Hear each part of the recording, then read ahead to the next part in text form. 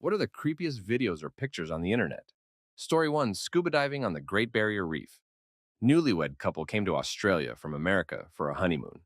The husband was seen giving her a bear hug while she flailed, then left her at the bottom of the ocean before climbing on board and alerting that she needed help. It's believed, however he denies, that he turned off her air regulator and held her until she became unconscious. The photo was taken by another diver, photographing his wife. He didn't know what he'd taken until after the photos were developed. This was 2003. He's since married someone else who apparently looks just like Tina. Story 2. Two engineers on top of a wind turbine that caught on fire. It always stayed with me that they looked like they were embracing. From what I could find, that model of wind turbine has a hub height between 60 and 78 meters, which translates to 192 to 249 feet. The general numbers for base jumping usually require a minimum of 500 feet for a parachute to open safely. Supposedly, a specially trained and equipped base jumper can jump from as low as 140 feet using a static line. Think of World War II military jump, where a rope pulls the chute when the jumper leaves the aircraft. So it's possible that a turbine maintenance crew might be able to escape in an emergency, assuming they are trained, have the equipment, the turbine blades are stopped, etc. I guess two broken legs is better than burning to death or having to free fall and splat, but still, it's a bunch of ifs. Story 3. To me, it will be this one of the Iroquois Theater fire.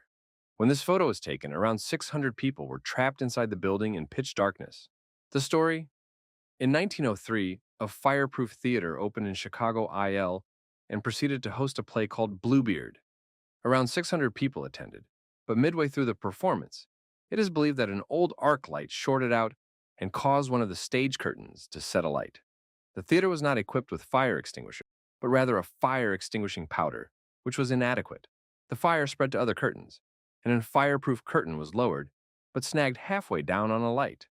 In panic, one of the stage employees opened a back door to the theater, causing a backdraft of air to enter, turning the fire into a fireball that blasted out into the seating area and incinerated hundreds.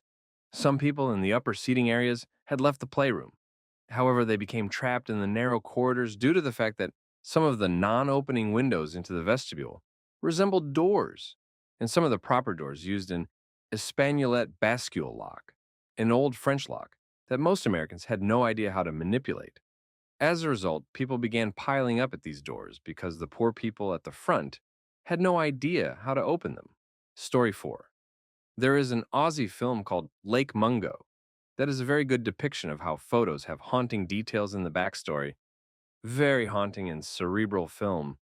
I believe it was filmed 5 years ago, and it tells a story of how a teenage girl goes missing.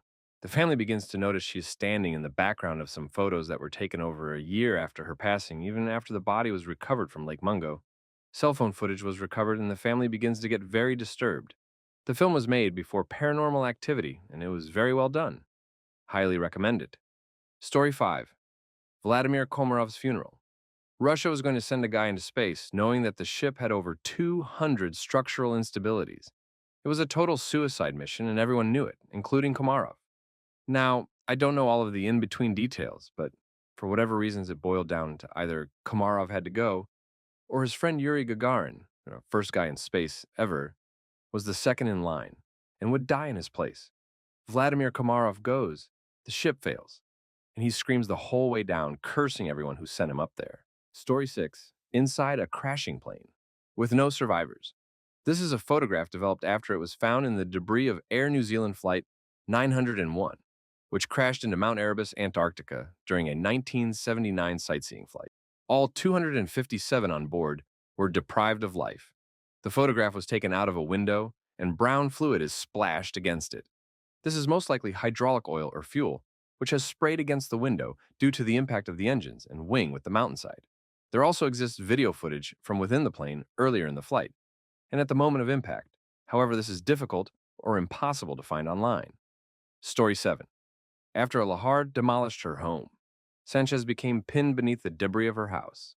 She remained trapped in water for 3 days. Her plight was documented as she descended from calmness into agony. Her courage and dignity touched journalists and relief workers, who put great efforts into comforting her. After 55 hours of struggling, she lost her life. likely as a result of either gangrene or hypothermia. Her passing highlighted the failure of officials to respond promptly to the threat of the volcano, contrasted with the efforts of volunteer rescue work to reach and treat trapped victims despite a dearth of supplies and equipment. Story 8. The Elephant's Foot. The molten remains of the Chernobyl reactor, a combination of molten control rods, cement, nuclear fuel, and hubris called corium. The elephant's foot was so lethal that if you saw it, you were already dead. The amount of radiation is emitted would kill anyone close enough to visually look at it. It even melted the primitive robots they sent in to film it. The only original photos they had of it were taken by using a mirror to reflect the light, but not as much radiation down the hallway. Why is this the creepiest backstory to me? This was man-made. It's not unexplained. It has no occult or metaphysical crap attached to it. This is a known consequence of well-known physical laws, a slab of rock that kills you if you get close enough to even look at it. And in the approximately 30 years since Chernobyl, we've only gotten better at making this stuff. Story 9. The photograph is not mine, and right now I can't say whether this picture is real or fake. I only know a bit of the backstory. I actually found it on Reddit. So these 5 girls decided to pose for a picture. Assuming the quality of the photo, it appears it was taken in the early to mid 2000s, but I could be wrong. When the person who found the picture, they noticed a young girl to the bottom right, whose hand is sticking up to the camera. It almost appears as if her hand is overlapping the one on 31. It is also interesting the fact that she has red eyes, but none of the other girls have red eyes. Whether this is real or fake, it's still pretty creepy. I don't have a picture of my own to share. This is the best I've got. Story 10. Vladimir Shcherbov, 33, and Denis Burakov, 27, gained worldwide attention when a video of their Zorb rolled down an unfenced snow slope at a Russian ski resort in the Cherkessia region of the North Caucasus. Zorbing is an extreme adventure sport invented in the 1990s, in which participants roll down slopes strapped inside large, transparent plastic balls. The Zorb veered off a snowy track and rolled into a gorge, continuing for around a kilometer before stopping on a frozen lake, investigators said. The accident occurred on January 3rd. Story 11. Helen de Hoyos' modified corpse. She was a young woman who died of tuberculosis in 1931. Her doctor, Karl Tanzler, was obsessed with her. He paid for her funeral and mausoleum and then stole the body and kept it in his home. As the body decomposed, he tried to keep it together with wire, wax, plaster, made a wig out of her hair, and gave her glass eyes. He was eventually discovered, but he was released because of the statute of limitations on the case. Story 12. I'm always creeped out by the video of the guy who explores mines. His YouTube is basically that, just mine exploration. But he has, at least, 2 videos up where he explores some really creepy mines. The first time he goes in and gets a bad feeling and leaves. But he went back a year later and made it to the end. And while he's talking about some features, you hear a voice that sounds like an intercom warning of incoming detonation, or something to that effect. He dips immediately. Story 13. The Station Nightclub Fire video. Basically, the band's pyro set the soundproofing on fire, and the place went up like a match. Videographer notices early and escapes. Spends 10 minutes recording the immediate aftermath, which includes scenes of people being crushed at the door, the building being engulfed in flames, and the bit that scarred me, the screams of people deep inside the club who were being burnt. It's quite horrific to watch. Even writing about it brings back horrible feelings in my gut. Story 14. A guy in my family does the cops with scuba training work. He doesn't investigate crimes on those days, so much as he goes to get the victims, or recover them anyways. Every minute of his time underwater, knowing you're recovering a corpse in some state, would be nightmare-inducing. Also, he's the guy who has to watch the GoPros of people who don't know how to swim and eventually turn up. He says it's like an aquarium, but really sad at the start and really sick for the rest of it. But you see fish and crabs at least. My dad was a diver for a local Dutch fire department for years. He not only was a first responder, but also did salvage operations of accidents or crimes that happened long ago. One day when I looked through his picture books of his career as a firefighter, I could see lots of pictures to do with him responding to usual firefighting calls, but I found no pictures of his diving work.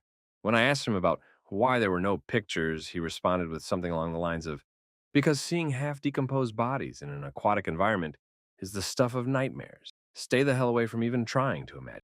Truth be told, I did take his advice to heart. I don't think he has nightmares from the things he saw. but I can imagine you'd have to be a pretty strong individual to handle that stuff. Story 15. I found a story on No Sleep or Creepypasta one time about this guy who had never seen his next door neighbor since moving in. And one day he and his friends got the smart idea to go into their neighbor's house since they assumed he wasn't home. They entered through his basement and found a really well arranged miniature train set, and then went upstairs to find the kitchen looking abandoned. A thin layer of dust sat upon everything, and food was rotting in the fridge. Then they went into the living room and saw a lazy boy turned away from them. They found the neighbor passed and basically dissolved into the chair, looking like he'd been there for months. The whole story included some insanely creepy and gruesome photos. Story 16. Here we go.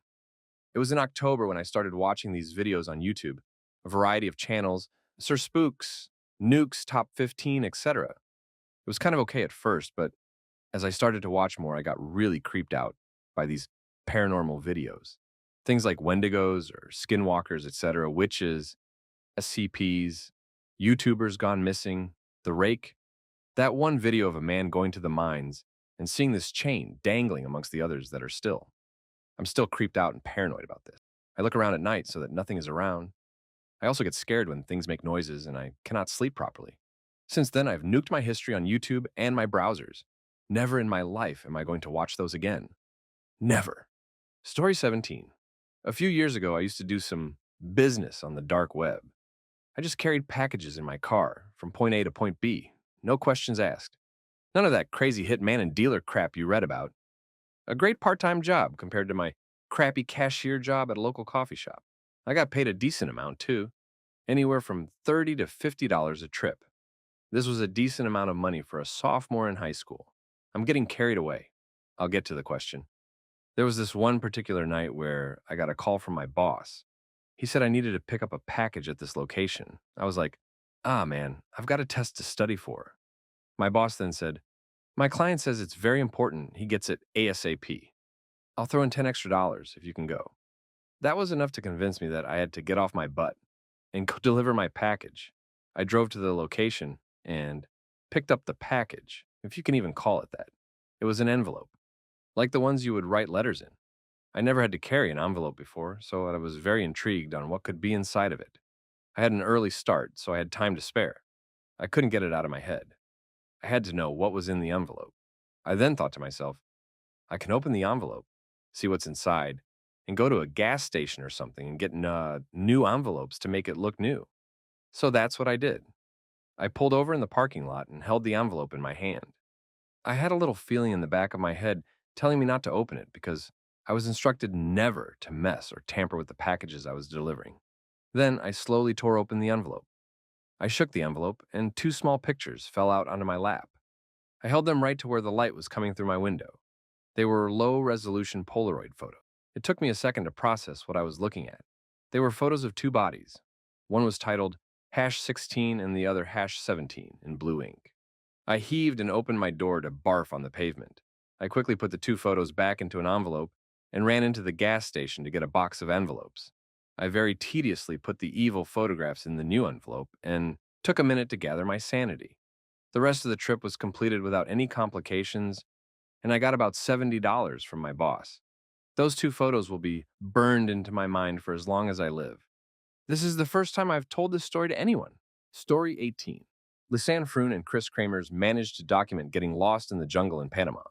They kept going past the marked easy trail instead of turning around and went down the other side of the mountain. They wound up lost with no real hiking, camping supplies in dense, sparsely populated wilderness. At least one of them survived for a week. That photo is one of the last touristy ones, but they're probably already lost in it without realizing. Story 19. During the Ferguson riots, there were pictures going around about cops and people of color getting along. This picture here has a darker meaning to it. The child went through extreme abuse and neglect. And there was a homicide case involving the adoptive mothers, and they haven't located Devontae's body. His tears were not because of injustice in the country, but because of abuse and trauma. He cried because he found someone that could protect him from the abuse and neglect he and his siblings received. He was basically the poster child for the family. There were tons of signs of abuse and neglect that came from the house. One of the daughters had a bruise, and the second adult, Sarah, took the blame. Basically, the mother Jennifer was the abuser and Sarah was the scapegoat and enabler. Story 20. Green boots on Mount Everest. There are several bodies on that trail that have kind of become trail markers. It's sad to think of those people never being put to rest. I was just looking at that one yesterday. It's chilling how they're all just left there, frozen in time, literally. The craziest one to me was George Mallory, whose skin, albeit stark white, was in pretty good shape despite him falling to his death up there in the 1920s. I don't know. Something about a person from the 1920s still technically existing as the world lives on, but not aged at all, trapped in that time forever, makes me feel weird. Story 21. The original backstory. A couple of months ago, my friend's cousin, a single mother, had gotten a new cell phone. After a long day of work, she placed her phone down on the counter and started watching TV when her son came to her and asked if he could play with her new phone. She told him to not call anyone or mess with text messages, and he agreed to do so. At around 11:20 p.m., when she was getting tired, she decided to tuck her son in and go to bed herself. She proceeded to his room to see that he wasn't there. She went to her room to find him sleeping on her bed with the phone in his hand. Browsing through her phone, she noticed only minor changes, such as a new background, banner, etc., and headed towards the picture section. She began deleting the pictures she took when she came across the last one. When she first saw it, she couldn't believe it.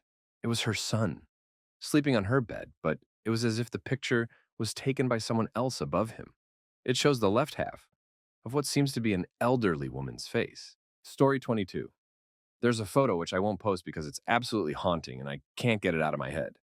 It's a little girl standing next to a chalkboard with squiggles all over it. She survived the Holocaust and was asked to draw a picture of home. The look on her face is the most disturbing thing I've ever seen. Just an empty, blank face with the saddest look behind her eyes. Story 23. The picture on SCP-1875's article. The SCP is an ancient chess automaton that is operated by the brain tissue of two kidnapped children of a Russian chess prodigy. The SCP has 5 modes that get progressively harder to play against. Setting number 5, however, is incredibly unstable and it makes illegal moves often erratically.